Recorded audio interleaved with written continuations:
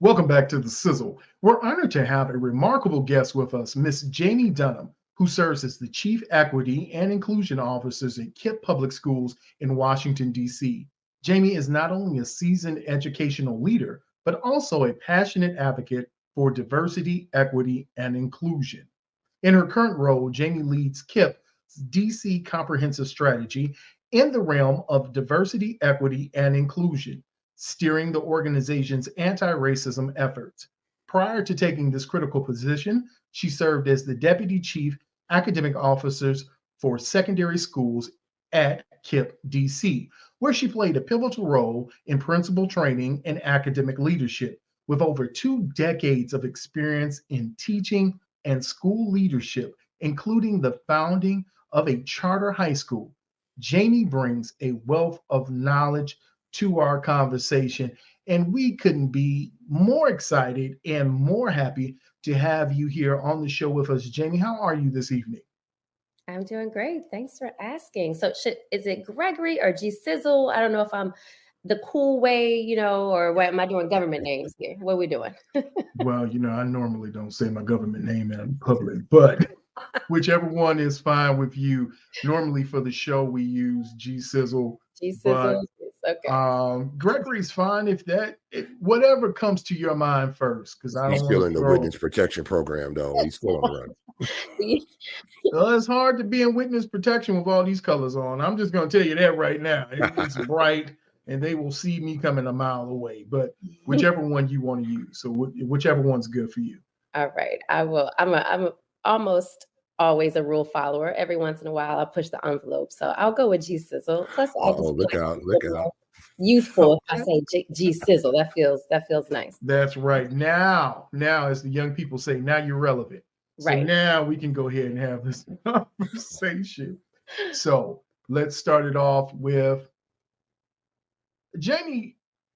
For our listeners, those who don't know, would you share with our listeners what it is and what DEIA is and why it's important currently in our world and as what we go through in our daily life?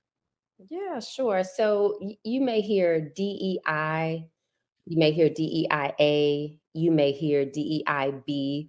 Those letters mean similar things with all those different variations, but DEIA literally stands for diversity, equity, inclusion, and accessibility.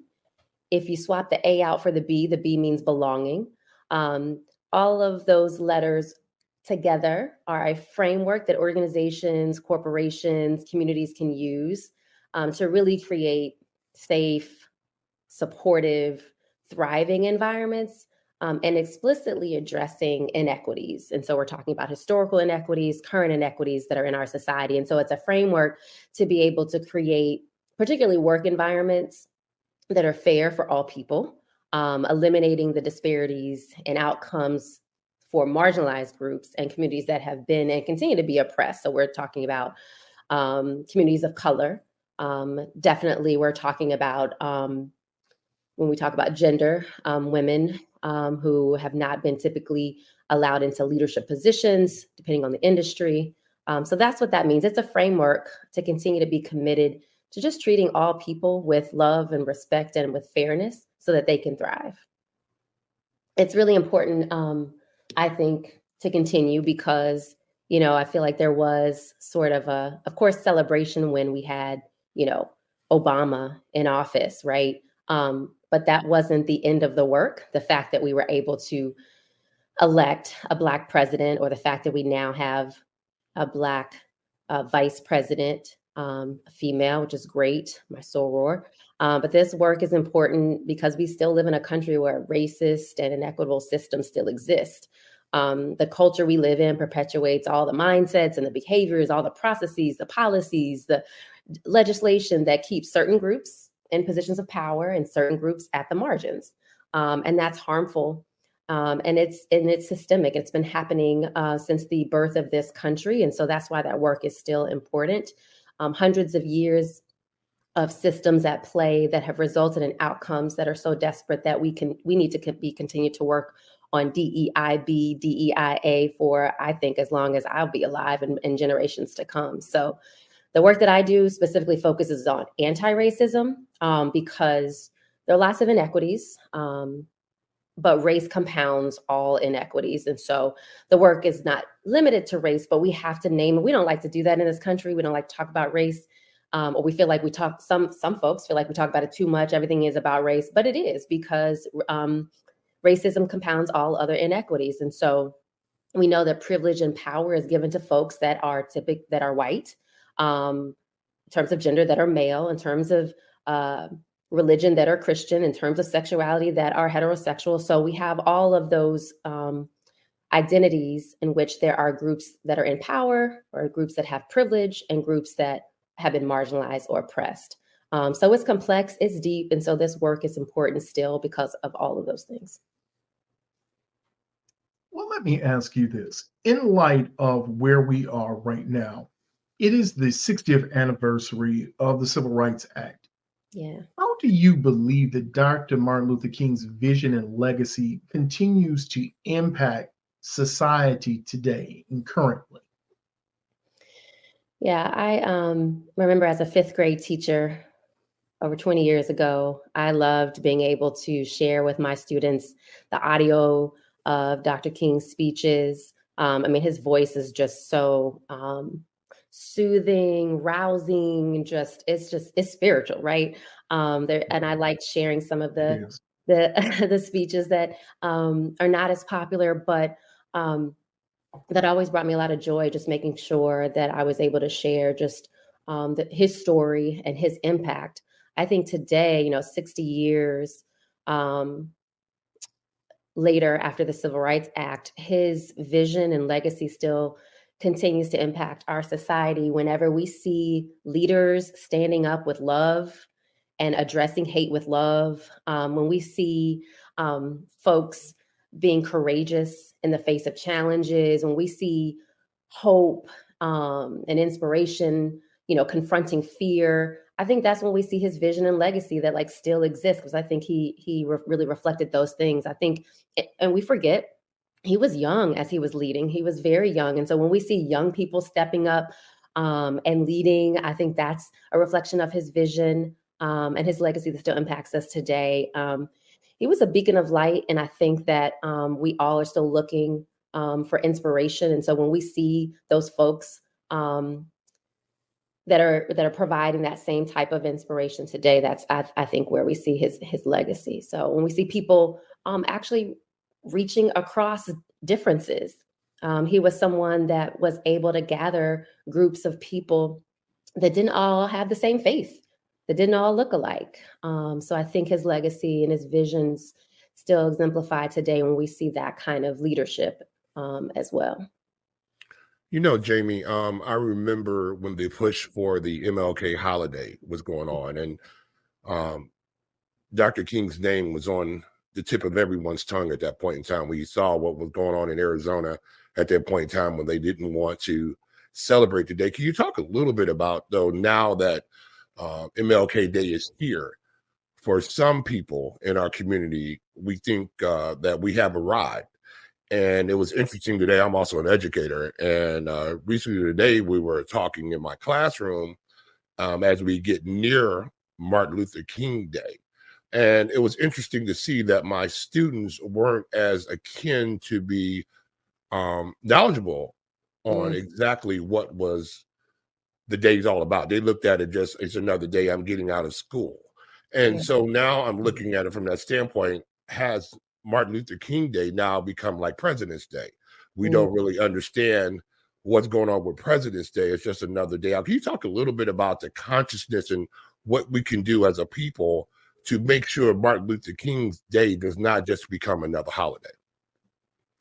Yeah, I think that's a really great question. It makes me also think about, kind of the shift in Black History Month as well, where, we are used to certain people being celebrated, but there are a whole list of other folks that never get acknowledged. I think it was a hard fought battle to get this holiday. I think that we have access to a lot of information, but for some reason we are not learning as much as we all need to. So I think, and kudos to you for being an educator.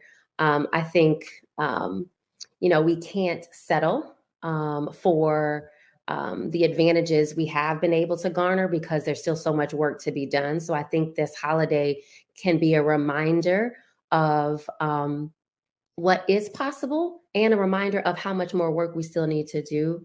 What I've seen in some of the schools I've been connected with is the day being connected to not a holiday in terms of being able to sleep in and not go to work, but a day that which we serve, because that's what King's leadership was about. He was a servant leader. So I think being able to connect the holiday, the day, to how we need to move as a people to continue to generate change will be really important to continue to keep us focused on why the holiday was created in the first place, to really honor someone who reflects a lot of the ideals and principles that we still need to hold on to. Could you give us a couple of minutes just on your early history a little bit about what drove you to become an educator? Yeah, thank you for that question.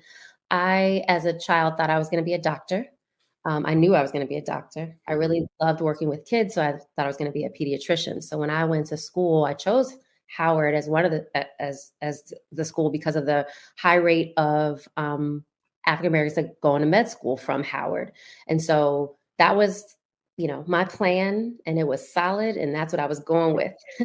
And once I went to college, I realized that I did not love science in a way that I wanted to continue, but I didn't know what else would I do, because I'd always said I was going to be a doctor. Now, mind you, my mom had been a teacher. I saw her as a kindergarten teacher. I saw her go back to school, get her graduate degree, become a counselor, a school counselor. So education ran in my family, but I never considered it. Although I had been a tutor, I'd always worked with young people. I had been a coach.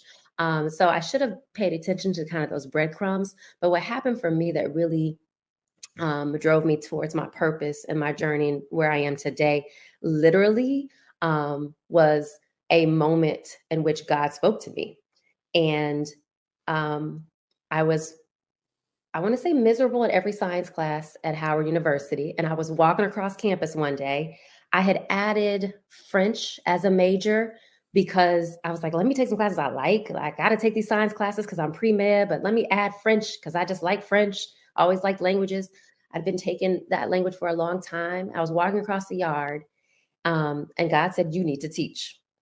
I know that's not how he speaks to everybody, that he has never spoken to me in that plain way since then. He's spoken to me in other ways, but that literally is my story. Like, God just said, you need to teach. And I was like, okay. I'm sure I don't remember some other things that have happened, like other people who may have, kind of subconsciously inspired me. I do remember a high school teacher. Her name was Tony Haygood. She was an English teacher that introduced me to some great works and literature beyond the canon. And so she was definitely a role model. But yeah, that moment for me was spiritual, and that God told me that's what I need to do. Now, I also remember going into my first intro to teaching class, my first education class, Professor Hinkson. And I remember sitting in that class, and this is dramatic, but it felt to me like, in a movie when it's like the heavens part and it's like, oh, and it's like, I was like, this is where I need to be. So I remember that feeling, and I'm sure the heavens didn't part and there was no music or whatever, but I really felt it in my spirit. I was like, this is exactly where I need to be. And so I'm really grateful for that, because I probably would have continued to pursue, because I'm an achiever. I'm like, I said this was my goal. I'm going to be a doctor, and I would have been miserable. And I was pursuing it for the wrong. I thought, like, I want to be a doctor because I want to help people, but lots of jobs help people. What I needed to really explore is what brings me energy, and also what can I do in which my gifts can be leveraged. And so, in my bedroom as a child, I had a chalkboard. I loved that chalkboard. It should have been clear. Like, again, it should have been clear to me, this is what I needed to do. But that first education class, that just sealed the deal. I was like, oh yeah, this is what I need to do.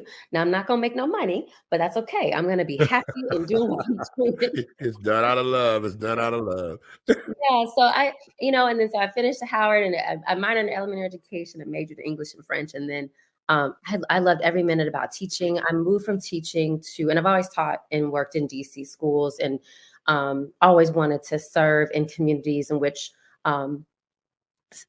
there were Black and brown children who were being centered, their identities being centered. And so as a teacher, I loved it. And then I just wanted to have greater impact. So my big dream was, I want to be an elementary school principal, so the entire school can be like this great place, and I want to impact that. And so that was what the big dream was. And beyond that, I was able to do some things.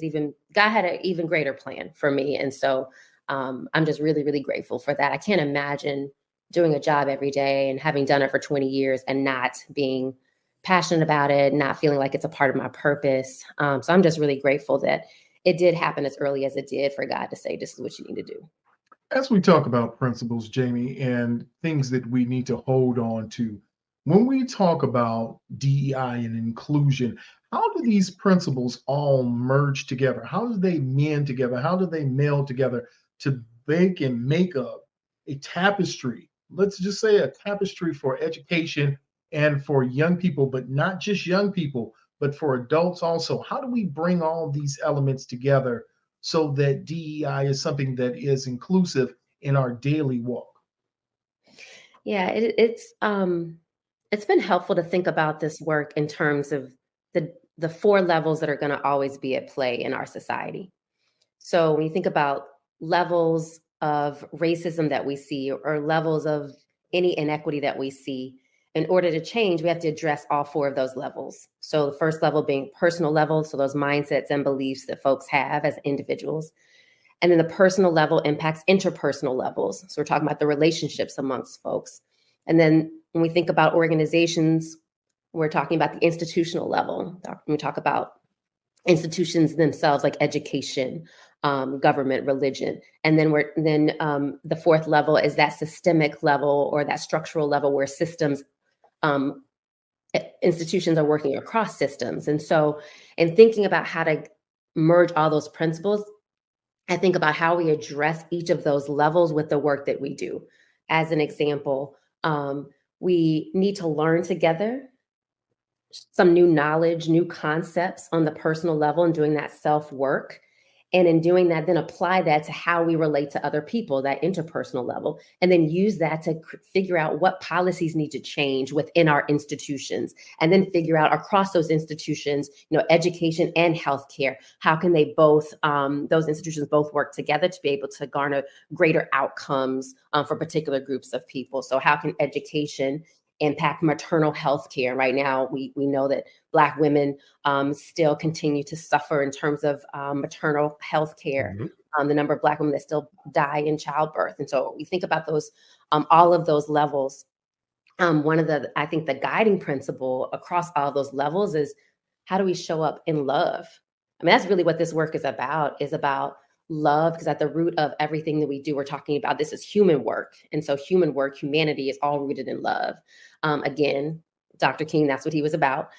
He took a lot of heat for being too passive, but I think actually love is a powerful weapon. And so when we think about what would we want for our own children, what would we want for our own communities, if we use that lens to be able to continue to work at these really complex issues, to me, that's like bringing all of those concepts around diversity, equity, inclusion, accessibility, or belonging all together. Yeah, but it's complex. It's an ongoing journey. So there's not a place in which we finally arrive, I think. There's not a checklist. So that's what makes it not only complex, but very messy. This is very messy work. There are lots of great frameworks and tools, but at the end of the day, it's how are we touching each other's hearts? How are we really leaning into humanity? Jami, I'm looking at the overall construct of the Black experience now in the United States. And I think a lot of media has the ability now to shape how we see ourselves. Can you talk a little bit about how can we reshape our own viewpoint of ourselves? Because I think a lot of times now we are separate. We have our youth and we have our older generation, and we see a large chasm there. And we know most of the time when movements are gain energy, they gain energy from our youth. You talked about how young Dr. King is. What can we do about connecting those who are disconnected? Now, we know a lot of our young Black people, especially those who are in college, still get connected with the Black experience because they're being taught. But what about the rest of our youth out here that might not have that college experience, who live that day-to-day Black experience that we're trying to shape and mold? How do we, as a group, get those people on board? Because I think there's just a big disconnect between the two. Mm-hmm. And now we see that a violence is almost being shown to them that this is the way that you need to move forward. And we see a lot of that with the young people's music and everything else like that. Can you talk a little bit about how that change can occur? Yeah, I mean, that's a tough one. I think where that comes from, or where that challenge comes from, is that in this country, Black people have always been presented as a monolith. There's only one way. There's only one way to be Black, or you have that one profile of the Black actor that's going to get the role. This is what it means to be Black.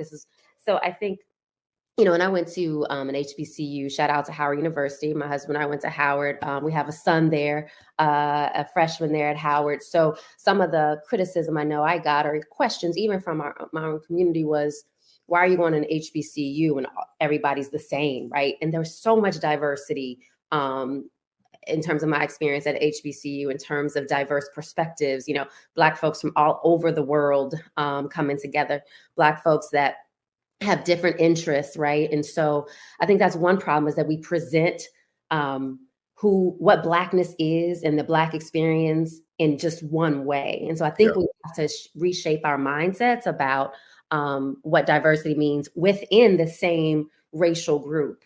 I think at the root of what motivates anybody, a young person, older person, is we all want to feel seen. We want to all feel validated. We all want to feel like we have purpose. And so if we're able to, and that's not going to happen the same way for everybody, but I think that if we can sometimes, one generation versus another generation, older generation saying young folks, aren't working hard enough, and young folks saying, older folks, y'all don't listen enough. And so I think I like this expression of just like leading with your heart. I think if we lead with our hearts and we're open to hearing, even if we don't agree, open to hearing what others have to say, we can at least approach, collaboration in a way that is more empathetic, more compassionate. So we're moved to do something together. But, I think it starts with really believing that every person has value. I'm a Christian, so my faith, compels me to believe that, God doesn't make mistakes. And so anybody who is here, they're here for a purpose, whether I see it or not. I need to know that and believe that, and really be able to, show some of those, again, some of the things that we saw Dr. King, he showed perseverance and patience, and some of those things we need to, continue to show to one another. We have to be patient with our young folks as they figure it out, because we had to figure it out too. Our young folks need to be patient with us, because the technology is moving way too fast for any of us. Absolutely. So, at the end of the day, I think, the Black experience in this country is extremely unique. One, because of the origin in which we came here, definitely the amount of trauma, but then the amount of perseverance and power for us to still even be here. The creativity it has taken for us to, dig our heels in and not take anything less than being seen as real contributors to this society, to this country, whether other folks believe it or not. We know it's true. Jami, from my standpoint, being an educator now, we see that the reading side of it now is not emphasized as much as possible. Mm-hmm. We have so much curriculum now that's video-based. We have a lot of curriculum that's video-based. And we see kids not going home with books anymore. They're going home with tablets. And they don't have the, as you might not know me, I'm an avid reader. And Greg will tell you, on one side of my room, in my living room, is my library. I have it in the living room, not in the room all by itself, because it's important to me, because each one of those, inside those covers, is a mind that has condensed this information for me, and it's going to tell me a story. Tell me some information, and I can go back and get it anytime that I want. There's something about reading those words on paper that imprints that. And I think you're right on point. It's not so much of a question, but it's, a observation from my point, especially when you're want your kids to read more, you want them to write. There's such a disconnect because they're not being taught that, especially at an early age. You see a lot of kids, especially in the urban area that I teach to, they're struggling to read at a level that you can comprehend some of the art, some of the works that are out there. And I think what you're talking about is super important, because that art of reading, especially at our level, the thing that we fought for so much, out of slavery, that if people were hiding with candlelight in the middle of the night, trying to learn to read. And now we almost see the converse going on. I mean, you have, that our kids are not being driven to be readers all the time. And it's sort of sad a little bit because of the things that they're missing out on. I believe they're missing out on.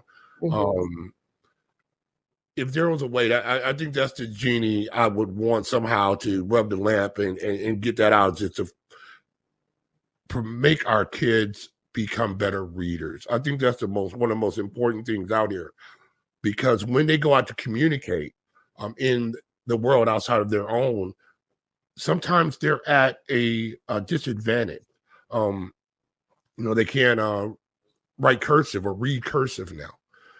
Just, a lot of things like that, it gives them a disadvantages. And I think this is important with you, especially when you talk about reading. Reading, when I was growing up, reading was fundamental.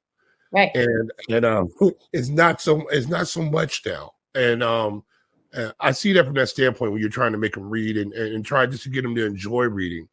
So, yeah. And it's hard. I mean, like different, certain folks are really analytical. And so certain parts of the brain, really make them tick, versus another person may be more verbal. When I was a principal, one of the things we tried to do to build this culture around reading being cool or reading being fun was, every adult posted, like, this is what I'm reading right now, right? So kids do what they see modeled. And so as adults, whether you're a teacher or not, as a parent, as a community member, as an uncle, if we are reading, I think our kids seeing that is super powerful. I'm okay with the videos. I think just videos is hard. Like the video that sparks the interest to then learn more about that topic or learn more about that person. And then from the video, then I'm like, ooh, I want to now get this book about this thing, right? Yeah.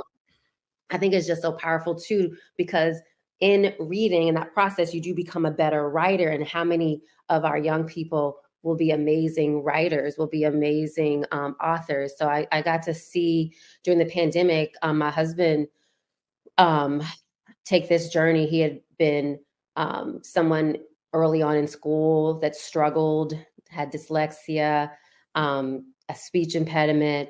I don't think he read a book cover to cover until much late, maybe college, till the early part of college. And then saw him take this journey to write his own book, to write his memoir, and that being really inspired by him wanting to tell his story so he can impact other people. He didn't grow up with this dream like, oh, I want to be an author one day, but he saw the power in being able to share his story in a way that could inspire others, especially young people. So seeing that journey, I just, have been able to see, as a teacher, as just an avid reader and lover of reading myself, and then watching my husband, his journey as an author. I mean, I just see how powerful books are on every angle. And plug, not shameless plug. I mean, a shameless plug, but his book is called Running Against the Odds by Jami Dunham. Great memoir. But yeah, and you know what? Like we have 2 children. I was waiting on the day that my son would say, I love books. We're not there yet. He hadn't said it yet. Mine's 32. We haven't seen that one yet. But one day he's going to love a book somewhere, Right. But I remember actually 1st grade, he had this Fly Guy was the name of the book. He loved the Fly Guy books, right? So my daughter, on the other hand, like reads. She's a great writer. And so everybody's different, right? And at the end of the day, though, if we all understand the value of reading, and especially I think, with our Black youth, because there's been a culture of like, reading is, that's not cool. Having books isn't cool. Being studious isn't cool. That narrative we know is not true. So we need to dispel it and continue to dispel it. I mean, I wouldn't be at the heart of who I am, and I'm a teacher. So, I mean, the one thing I think we need to talk more about is the power of reading. And it is so crushing what is happening in certain states with Yes. books being banned. And I feel in my core just the angst around that. I mean, we know how powerful reading is because of the fact that folks were killed, our people were killed if they knew how to read. That's how powerful it is. And so the fact that we are still in this place where we are violently excluding certain groups from engaging in the works of authors who are courageous enough to talk about some of the things that folks don't want to talk about. When you think about, like, we all had those experiences of a book that just changed our lives, or that opened us up to a whole nother way of thinking. Like, I cannot express just how important it is for us to continue to fight so that we have not just freedom of speech, but that we absolutely rebel against any legislator who wants to ban the works of the creative folks that are trying to pour into this society in a way that's going to impact our young people to be able to change this country for the better, this world for the better. So it just burns me up that we are in this place. And I think that, you know, our educators, our political leaders, our activists have to continue that fight as much as we have to fight still for, you know, the political freedom too, in terms of the right to vote, and ensuring that that is not in jeopardy, because it's under attack. Oh, yes, it is. So I know we could go on and on about some of those topics too, but just from the education front, again, all my time has been in education, and at the core of how I approach most things, it's from that teacher lens. That was my favorite job to have, being a teacher. And so just the power of books. The power of books. Yeah, we cannot stop fighting, because what I'm seeing right now happening in certain states it's appalling, and it's scary. Since we're talking right now, and we just talked about the young people, they use technology. They use technology in a way that we never knew how to use technology. I remember when I first went to Knoxville College, we had one Apple computer in our computer lab. And I was just saying that was, and it was in the writing lab, and you had one Apple computer, versus now every child has a computer or some type of high-level processing in their pocket. Yeah. Or on their wrist, in their hand. How do you now use DEI with the technology that's around you to help make it inclusive for all those who are tech literate and maybe those who are tech illiterate? Yeah, I'm laughing to myself because the team that I work with, one of the requirements, I'm like, I need a young person on this team. I know my strengths, and so I need a young person on this team. But yeah, I think in order to make sure folks are included, I mean, one, technology can help with that. I know during the pandemic, we were able to do a lot of work virtually. We brought in some amazing thought leaders in this space. Dr. Ibram X. Kendi, who wrote, you know, so much about anti-racism. We were able to bring in Jason Reynolds, the amazing author of books that center the identities of our Black youth. And so, you know, we may not have been able to fly those folks in during another time, but we were able to Zoom them in, and they were able to speak to and share with a group of 1,000 educators, all with just, you know, a click into the link. And so I think technology, the right platforms, young people being patient with us, learning,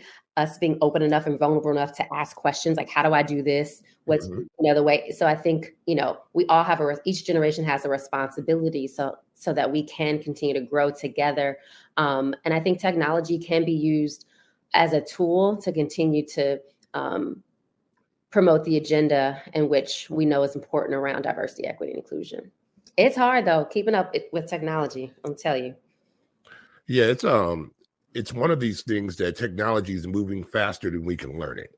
Absolutely. And we see with the AI boom now, and we're in the infancy of this. Yeah. And as a person who has a little bit of gray hair on his beard now, I have to try to stay on top of it. It's a little bit, and it's a little bit difficult. Jami, do you think that this new generation that we have coming along now, I'm always amazed with the YouTube shorts. It's like now we have a 1 minute, 59 seconds of time that we can allot for each message to get out. And it's like the messages are becoming almost like billboards now. Beforehand, we had opportunity, especially like this, that we could have times where we can just communicate with each other in an open format, and people can come in like voyeurs and listen to what's going on. And we think that we can push these things that need to be said out in a longer format. Yeah. And it seems like it's just the opposite. Can you talk a little bit about just messaging? How can we, especially through your group, how are you outreaching to message to this generation now who they say, they always want to label, you have ADD and this, that, and other, so forth and so on, which I don't believe that. I just believe there's so much information coming to these young people now. We never had that before. Beforehand, we had a phone at home. We had to be at home and trying to figure out how to answer an answer machine. And I still have messages on my answer machine right now. Can we talk a little bit about this messaging from your standpoint, how you guys attack that a little bit? So Jay, you still have a landline in your house? I do. I have a rotary phone. I'm still trying to dial. I get stuck on 9 and just keep going around and around and around. Some things we just don't want to let go of. I get it. No, so actually one of the first letter in DEI, right? Diversity. So I think in terms of messaging, we have to have diverse modes for messaging. And thinking about the audience we want to message to, we have to include those folks in how we do it. I think that's one of the things we've learned in history is that, a certain group says there's a problem, and so they solve the problem for everybody else. Yes. They can solve their own problems if you create the conditions for them to do that. And so as we think about, how can we reach young people? I need to ask young people to help me figure out how to reach the group that they are a part of. And so I think the messaging has to be diverse. The messaging has to include those who are part of the intended audience. And then you're right. I think those little shorts, and I like them sometimes for little quick pick-me-ups, but there's something about, going deep around an area that is enriching. And I think the little sprinkles of those little shorts allows you to have some breadth. And so I think about, there's power and value in both of those methods. One, all shorts or only kind of the long versions, I think provide some limitations and allow us to be like maybe a little bit more narrow in terms of our perspectives. Mm-hmm.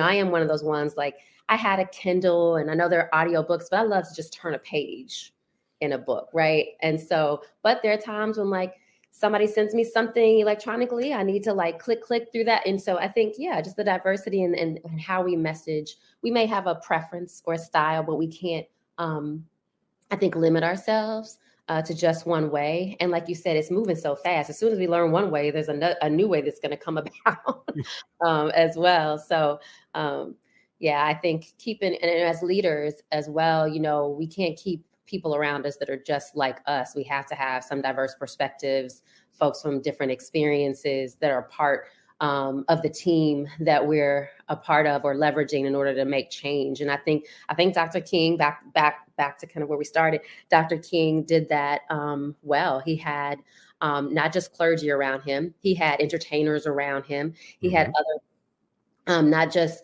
folks from the South. He had folks from all over the country, all over the world that he collaborated with and that he connected with. And so I think that's an example of kind of our approach as well to continuing to message to a broad audience. Jami, as we move through this new year, what advice would you give to our audience in terms of expanding their knowledge base and their commitment to DEI and the DEI principles? I think what we tend to do sometimes when we feel harmed or oppressed or feel like things aren't right, we want to point the finger at other folks. In this work, I have found that the place to always start is the self-work. And the self-work starts with really understanding not just identity, but like the history, the historical context behind the identities in which you share. One of the things I'm working on right now, I've always known I was Black, identified as a Black woman, and have felt very much a part of that culture. However, I'm working on also owning my Native culture as well. My family's Chickasaw.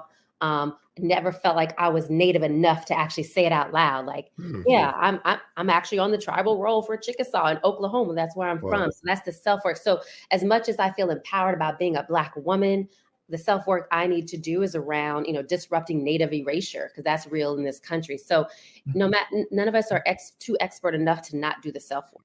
So that's my one push for anyone who's interested in this work. The other thing I'd say is it's the long game. We're not going to change things overnight. Some things may change overnight, click of a button, but lots of things that are going to be need to be sustainable are not going to change overnight. We're not going to do it alone. And so understanding that we do this work in community, which is hard and complex. But yeah, if you're going to do this work, you've got to do it in communities, not in an office by yourself somewhere. And then also, I've just always been someone who wanted to lead under the guidance of the principles around servant leadership, which to me is all rooted in love. So I think this work is about love. And so as much as we can we need to balance head and heart in doing the work. But starting with, coming from at the core, this work is about love. I'm talking about love a little bit. I come from a time where love was, I'm an older person. I come back in you would hear a lot of songs about love. And I even also play a lot of events and play a lot of music out here. We see there are songs out now that are about love, but we don't hear so much songs about self-love, And I'm interested just from you. I understand love is your central theme. I can see it in your face. I can feel it in your heart. And I know this is something that's so important to you. And this is why you're taking the time out. And I appreciate you coming on, because we have opportunity to expand your base with our base. And we just appreciate you, the heart that you have for doing what you're doing. Can you talk a little bit about the communication of love? How does that look? What are the things that we need to be saying to people? Is it more or less, I just love you, or we love each other collectively together? Because I believe the movement that we saw back during Dr. King's time, there was a particular goal that they had set there. And I think that was the changing of Black America from being a subservient society to a powerful society. And I see that today in your work, let's talk about self-empowerment. Can you talk a little bit about that? Just how do we as a group out here show people love, giving them the opportunity to be self-empowered? Yeah, I don't think it's possible to show love to anyone else unless you know how to show it to yourself first. I think I believe the way that you learn how to love yourself is by really understanding how God loves us. Okay. So in expressing that, I think that's the beautiful part of creation. That's the beautiful part of what God did to create this universe, in that someone can express love through a beautiful piece of artwork, using canvas and paint. Someone else can express love by playing the cello beautifully, right? Someone like me, who I can maybe draw like a stick figures and musically, I'm a little challenged there too. The way that I may show love could be just listening and being present. Yeah. To, my teenage children, or it could mean, like what you do, Jay, being in a classroom day in and day out with young people, being prepared for them, taking the profession of teaching so seriously that you know that these kids' lives depend on you being ready and prepared for them. So I think the way that we show love is also rooted in our purpose. So we don't have to do it the way someone else does it. I know there are songs that like just bring people to tears. Like it's so filled with love, right? That also can be done through, the healing touches of a nurse who is caring for a cancer patient that's dealing with all that goes into that journey. So I think the way that we express love has to be authentic, and the way that it's authentic is in us really knowing our purpose and why God created us in the first place, because that's the root of it. God for love. Yeah, that's the whole thing about it too. It's just like, it's the golden rule. I mean, do unto others as you would have them do unto you. And I think in our society, as you're talking about now, that's the biggest showing of love right there. Is to show people, say, hey, I love you enough that I want to treat you like I would treat myself. Yeah. And I think as a group, if we can get that message out like you're doing right now, saying, hey, that self-love is so important, that we can see this movement keep moving forward. It's just a great thing that you're doing. I just want to say that, because you don't hear a lot of people coming out with a plan on how, say there needs to be change, but you don't necessarily see somebody who says, well, this is how we can do that. We have a 4 steps that we need to follow. These are the things that we need to do, and this is how you can implement it in the community. So kudos to you for doing this, because this is a big, big deal. Don't think anything that you do is small. It is not. God has placed you in this place because he needs you there in this place and time. So always remember that, especially when things get tough. Thank you. I appreciate that, Jay. And you continue to just pour into those young people in your classroom every day. I really, really want to celebrate what you're doing every day as well. Jami, we'd like to thank you for coming on to the show and sharing with our listeners and giving those who listen an insight of what DEI is and what you do. And since you are our esteemed guest, we will give you the last word that you can share with all of our listeners. Thank you. So much gratitude for just what you all do and for this platform. Thank you. To listeners out there, continue to be committed to just being servant leaders in our communities, leading with love, and really staying inspired to do the really hard work that others before us did, like Dr. Martin Luther King. So I'm really just energized by the fact that we get to celebrate him in a few days on MLK Day. So thank you.